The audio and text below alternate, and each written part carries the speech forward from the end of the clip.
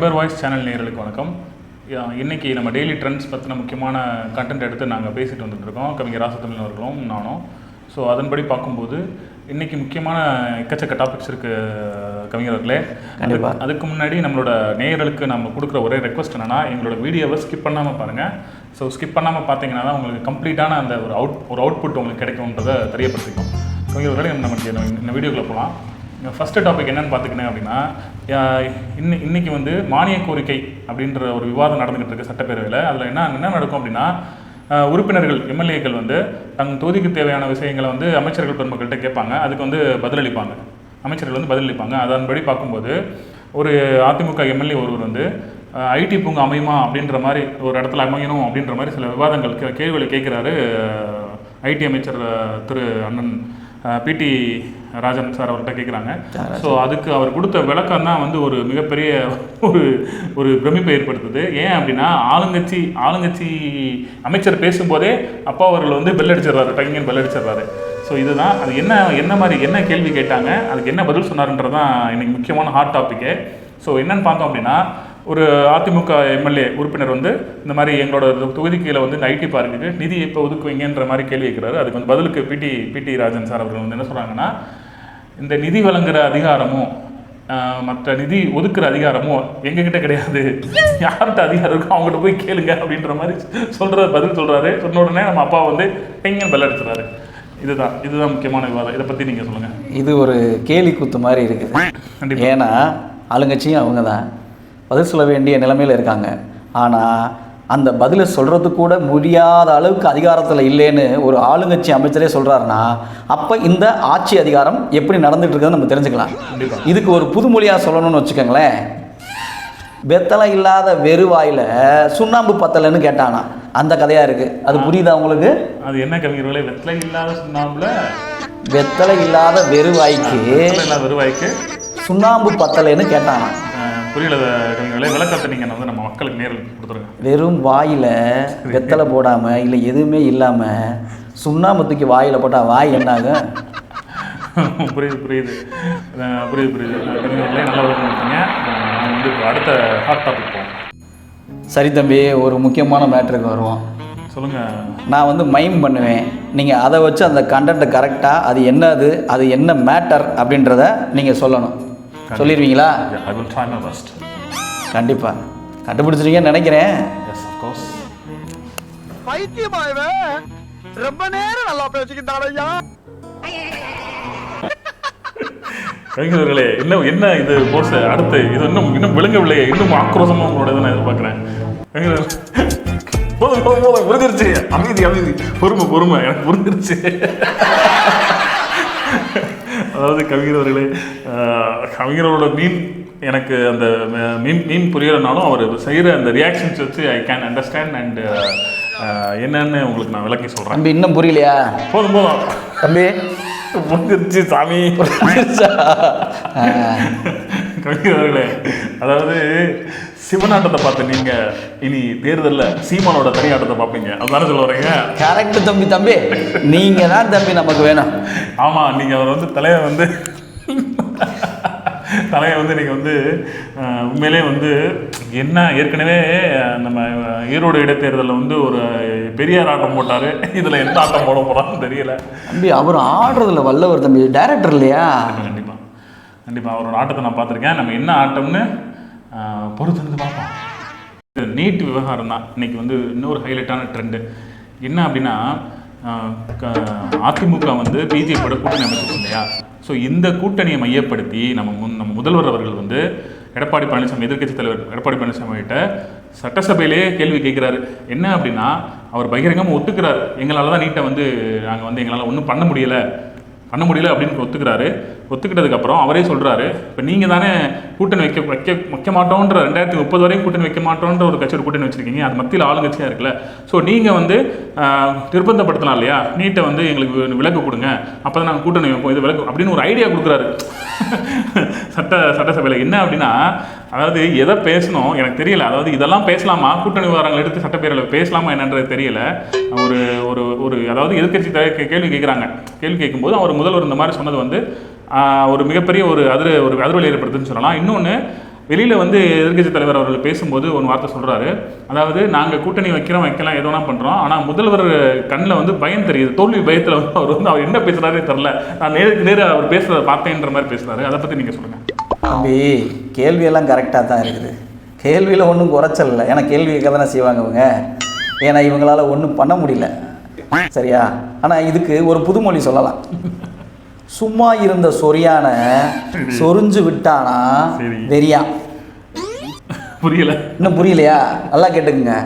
ஆறிப்போன ரணத்தில் acid ஊற்றின கதையாக இருக்குது தம்பி. இது 2 பேருக்குமே பொருந்தும். ஆளுங்கட்சிக்கும் சரி, எதிர்கட்சிக்கும் சரி. புரிஞ்சுச்சா? கண்டிப்பாக. ஆனால் கவிஞர் அவர்களே, அதாவது இந்த நீட்டு அரசியல் எப்போ தான் நிப்பாட்ட போகிறாங்கன்னு தெரியல. வாய்ப்பில்லை ராஜா. நீட் அரசியலை வைத்து வந்து ஓட்டு கேட்டு ஆட்சிக்கு வந்த திமுக அரசாங்கம் இப்போ பகிரங்கமாக ஒத்துக்கிச்சு எங்களால் முடியலைன்னு சொல்லிட்டு முதல்வர் அவர்களும் அந்த ஓப்பன் ஸ்டேட்மெண்ட்டாக விடுறாரு. மத்தியில் காங்கிரஸ் ஆட்சி வந்தது என்றால் நாங்கள் வந்து நீட்டு விலக்கு எடுப்பதற்கு முயற்சிப்போம் அப்படின்னு சொல்கிறாரே தவிர அதை வந்து எப்படி சொல்ற அதுலேயும் ஒரு இக்கு வைக்கிறாரு. ஸோ இது எதில் தான் முடியும்னு தெரியல. இதுக்கு ஒரு முற்றுப்புள்ளி வைக்கணும். வரப்போகிற தேர்தலில் வந்து யார் நீட்டு சம்மந்தமாக விலக்கு கொடுப்போம்னு ஓட்டு கேட்டாங்கன்னா தயவுசெய்து அந்த கட்சிக்கு ஓட்டு போடாதீங்கன்ற மாதிரி நெட்டிசன்ஸ் தகவல் பதிவு பண்ணுறாங்க. அதை நீங்கள் மக்கள் மைண்ட் ஏற்றுக்கீங்க. இது எல்லாமே ஒரு நாடகம் தான். முற்று பெறணும் இந்த நாடகம். அன்னைக்கு இது தொடரக்கூடாது.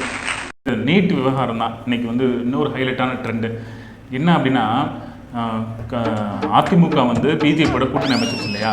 ஸோ இந்த கூட்டணியை மையப்படுத்தி நம்ம முதல்வர் அவர்கள் வந்து எடப்பாடி பழனிசாமி, எதிர்க்கட்சி தலைவர் எடப்பாடி பழனிசாமி கிட்ட சட்டசபையிலே கேள்வி கேட்குறாரு. என்ன அப்படின்னா, அவர் பகிரங்கமாக ஒத்துக்கிறார், எங்களால் தான் நீட்டை வந்து நாங்கள் வந்து எங்களால் ஒன்றும் பண்ண முடியலை அப்படின்னு ஒத்துக்கிறாரு. ஒத்துக்கிட்டதுக்கப்புறம் அவரே சொல்கிறாரு, இப்போ நீங்கள் தானே கூட்டணி வைக்க மாட்டோன்ற 2030 வரையும் கூட்டணி வைக்க மாட்டோன்ற ஒரு கட்சியோட கூட்டணி வச்சுருக்கீங்க, அது மத்தியில் ஆளுங்கட்சியாக இருக்குல்ல. ஸோ நீங்கள் வந்து நிர்பந்தப்படுத்தலாம் இல்லையா, நீட்டை வந்து எங்களுக்கு விலக்கு கொடுங்க, அப்போ தான் நாங்கள் கூட்டணி வைப்போம், இது விலக்கு அப்படின்னு ஒரு ஐடியா கொடுக்குறாரு சட்டசபையில். என்ன அப்படின்னா, அதாவது எதை பேசணும் எனக்கு தெரியல. அதாவது இதெல்லாம் பேசலாமா, கூட்டணி விவகாரங்கள் எடுத்து சட்டப்பேரவையில் பேசலாமா என்னன்றது தெரியல. ஒரு ஒரு அதாவது எதிர்க்கட்சி கேள்வி கேட்குறாங்க. கேள்வி கேட்கும்போது அவர் முதல்வர் இந்த மாதிரி சொன்னது வந்து ஒரு மிகப்பெரிய ஒரு அதிர்வலை ஏற்படுத்துன்னு சொல்லலாம். இன்னொன்று, வெளியில் வந்து எதிர்க்கட்சி தலைவர் அவர்கள் பேசும்போது ஒரு வார்த்தை சொல்கிறாரு. அதாவது நாங்கள் கூட்டணி வைக்கலாம் எதோனா பண்ணுறோம், ஆனால் முதல்வர் கண்ணில் வந்து பயம் தெரியுது, தோல்வி பயத்தில் வந்து அவர் என்ன பேசுகிறாரே தெரில, நான் நேருக்கு அவர் பேசுகிறத பார்த்தேன்ற மாதிரி பேசுகிறாரு. அதை பற்றி நீங்கள் சொல்லுங்கள். தம்பி, கேள்வியெல்லாம் கரெக்டாக தான் இருக்குது. கேள்வியில் ஒன்றும் குறைச்சல் இல்லை. ஏன்னா கேள்வி கேட்க தானே செய்வாங்க இவங்க. ஏன்னா இவங்களால ஒன்றும் பண்ண முடியல, சரியா? ஆனால் இதுக்கு ஒரு புதுமொழி சொல்லலாம். சும்மா இருந்த சொரியான சொரிஞ்சு விட்டானா வெறியா. புரியல? இன்னும் புரியலையா? நல்லா கேட்டுக்குங்க. ஆறிப்போன ரணத்தில் ஆசிட் ஊற்றின கதையாக இருக்குது தம்பி. இது 2 பேருக்குமே பொருந்தும். ஆளுங்கட்சிக்கும் சரி, எதிர்கட்சிக்கும் சரி. புரிஞ்சுச்சா? கண்டிப்பாக. ஆனால் கவிஞர் அவர்களே, அதாவது இந்த நீட்டு அரசியல் எப்போ தான் நிப்பாட்ட போகிறாங்கன்னு தெரியல. வாய்ப்பில்லை ராஜா. நீட் அரசியலை வைத்து வந்து ஓட்டு கேட்டு ஆட்சிக்கு வந்த திமுக அரசாங்கம் இப்போ பகிரங்கமாக ஒத்துக்கிச்சு எங்களால் முடியலைன்னு சொல்லிட்டு முதல்வர் அவர்களும் அந்த ஓப்பன் ஸ்டேட்மெண்ட்டாக விடுறாரு. மத்தியில் காங்கிரஸ் ஆட்சி வந்தது என்றால் நாங்கள் வந்து நீட்டு விலக்கு எடுப்பதற்கு முயற்சிப்போம் அப்படின்னு சொல்கிறாரே தவிர அதை வந்து எப்படி சொல்ற அதுலேயும் ஒரு இக்கு வைக்கிறாரு. ஸோ இது எதில் தான் முடியும்னு தெரியல. இதுக்கு ஒரு முற்றுப்புள்ளி வைக்கணும். வரப்போகிற தேர்தலில் வந்து யார் நீட்டு சம்மந்தமாக விலக்கு கொடுப்போம்னு ஓட்டு கேட்டாங்கன்னா தயவுசெய்து அந்த கட்சிக்கு ஓட்டு போடாதீங்கன்ற மாதிரி நெட்டிசன்ஸ் தகவல் பதிவு பண்ணுறாங்க. அதை நீங்கள் மக்கள் மைண்ட் ஏற்றுக்கீங்க. இது எல்லாமே ஒரு நாடகம் தான். முற்று பெறணும் இந்த நாடகம். அன்னைக்கு இது தொடரக்கூடாது. கவிஞர் அவர்களே, அடுத்து என்ன டாபிக் அப்படின்னு பார்த்தோம் அப்படின்னா, திமுகவோட கூட்டணி கட்சிகளில் ஒன்றான விடுதலை சிறுத்தை கட்சியோட தலைவர் மதிப்பிற்குரிய அண்ணன் திரு திருமாவளவன் அவர்கள் வந்து சமீப காலமாக ஒரு வீடியோ, அவராக செல்ஃபாக வீடியோ எடுத்து சமூக வலைதளங்களில் பதிவு பண்ணிகிட்டு இருக்காரு. ஆமாம், ஒரு ஸ்ட்ரெஸ்ஸில் இருக்க மாதிரி தான் இருக்காரு. அந்த வீடியோவில் அவர் பேசுகிறத பார்த்தீங்க அப்படின்னா, நிர்வாகிகள் வந்து நான் சொல்கிறத கேட்க மாட்டாங்க அப்படின்ற மாதிரி ஒரு வெளிப்பாடு தெரியுது. இது போக வந்து அவர் ஒரு மன அழுத்தத்தில் இருக்க மாதிரியும் தெரியுது. ஸோ இதெல்லாம் வச்சு பார்க்கும்போது நேற்றோ இன்றோ ஒரு ஸ்டேட்மெண்ட் விட்டுருக்காரு. திமுகவை நம்பி, நல்லா கேட்டுக்கணும் கவிஞர்களே, திமுகவை நம்பி விடுதலை சிறுத்தை கட்சி கிடையாது அப்படின்ற மாதிரி ஒரு ஒரு வெறித்தனமான ஸ்டேட்மெண்ட்டை விட்டுருக்காரு. எனக்கு உண்மையிலேயே நம்ப முடியலையான்னு தெரியல. அதை பற்றி நீங்கள் என்னென்னு உங்கள் விளக்கம் சொல்லுங்கள். இதில் ஒரு உள்குத்து இருக்குது தம்பி. ஆட்சியிலும் பங்கு, அதிகாரத்திலும் பங்குன்னு சொல்லி ஒரு 4 மாதத்துக்கு முன்னாடியே போஸ்ட் அடிச்சிட்டாங்க. கண்டிப்பாக அந்த மேட்ரு உங்களுக்கு தெரியும். இதுக்காகவே அவர் கட்சியிலிருந்து ஒரு மிகப்பெரிய ஆளை கட்சியை விட்டே நீக்கினாங்க. ஓ அவரே ராஜினாமா பண்ணிட்டு விட்டாருன்னு கண்டிப்பாக நினைக்கிறேன். கண்டிப்பாக திரு அர்ஜுன் யாதவ் அவர்கள். அர்ஜுன் இது எந்த மாதிரி தோணுது அப்படின்னா, வாங்கினது பத்தலையா வலிக்கு விழுந்த மாமனுக்கு எனக்கு ஒண்ணுமே புரியல. என்ன வாங்கினது என்ன பத்தல, வாங்கினது பத்தலையா சரி சரி வலிக்கு விழுந்த மாமனுக்கு புரியுது மார்கட்டி சொன்னானா மாப்பிள்ளை நான் தானே. புரியுது புரியுது. கவிஞர்களை இன்னொன்று நம்ம அதை பற்றி டிஸ்கஸ் பண்ணியே ஆகணும். அதாவது ஆட்சியில் பங்கு அதிகாரத்தில் பங்குன்னு கேட்குறாங்க.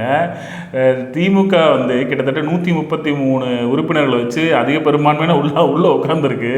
தோழமை இது கூட்டணி கட்சிகளுக்கு வந்து ஒரு 4, 2, 6 இந்த மாதிரி, காங்கிரஸ் 11 இந்த மாதிரி கட்சிக்கு பேர் இருக்காங்க. ஸோ இவங்க வந்து இவங்களோட சேர்ந்து தான் நிற்கணுமே தவிர, ஏன்னா மெஜாரிட்டி எம்எல்ஏ டிஎம்கேல இருக்காங்க பார்த்தீங்களா, எதுக்கு அதிகாரத்தில் பங்கு கொடுக்கணும்? கேட்டு வாங்கிட்டு போக வேண்டியதானே? இல்லை, அந்த தகுதியெலாம் இவங்களுக்கு இருக்குது, இல்லாமலாம் கிடையாது. ஆனால் கொடுக்கணும்ல.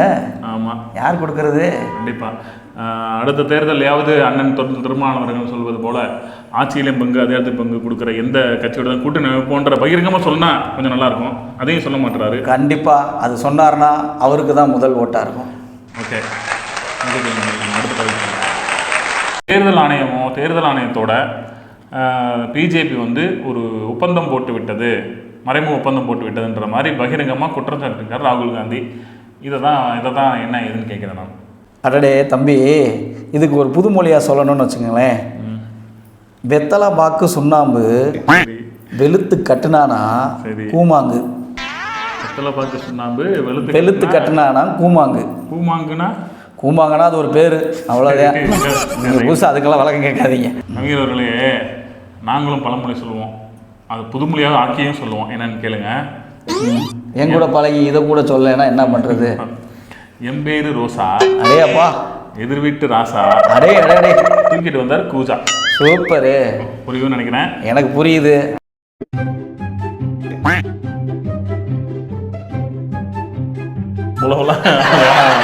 அடுத்த டாபிக் போவோம். கண்டிப்பா. கவிஞர் அவர்களே, மதுரை நாடாளுமன்ற உறுப்பினரான மதிப்புக்குரிய அண்ணன் திரு சு வெங்கடேசன் அவர்கள் வந்து இன்று எழுத்தாளர் தம்பி, சேர்த்துக்கங்க. ரைட்டு, சேர்த்துக்கிறோம். எழுத்தாளர் சு வெங்கடேசன் அவர்கள் இன்று என்ன சொல்லியிருக்காரு அப்படின்னா, இந்தியாவில் மேக் செய்யப்பட்ட, இந்திய தொழில்நுட்பம் செய்யப்பட்ட வந்தே பாரத் ரயில் வந்து ஒரு குற்றச்சாட்டு பண்ணி சொல்லியிருக்காரு. என்னன்னா, மாடு மோதினா கூட விபத்து ஏற்பட்டுருன்ற மாதிரி குற்றச்சாட்டு சொல்லியிருக்காரு. இந்த குற்றச்சாட்டு எப்படி பார்க்கப்படுது அப்படின்னா, ஒரு இந்திய தொழில்நுட்பமாக தயார் செய்யப்பட்ட ஒரு பொருளை வந்து அவர் வந்து ஒரு குற்றச்சாட்டு எழுப்பியிருக்கிறதன் விளைவாக சில சலசலப்பு ஏற்பட்டிருக்குன்னே சொல்லலாம். ஸோ அதை பற்றி உங்கள் பாஷையில் நீங்கள் வந்து அவருக்கு கொஞ்சம் விளக்கம். தம்பி, இது வந்து ஒரு தவறான விஷயந்தான். இது கண்டனத்துக்கும் உரியது. ஏன்னு கேட்டிங்கன்னா, இவர் வந்து இந்திய தயாரிப்பை குறை சொல்லும் ஒரு சீன தயாரிப்பு கம்யூனிஸ்ட். புரிஞ்சுக்கிங்களா? புரியுது. இன்னும் முறை சொல்லுங்க.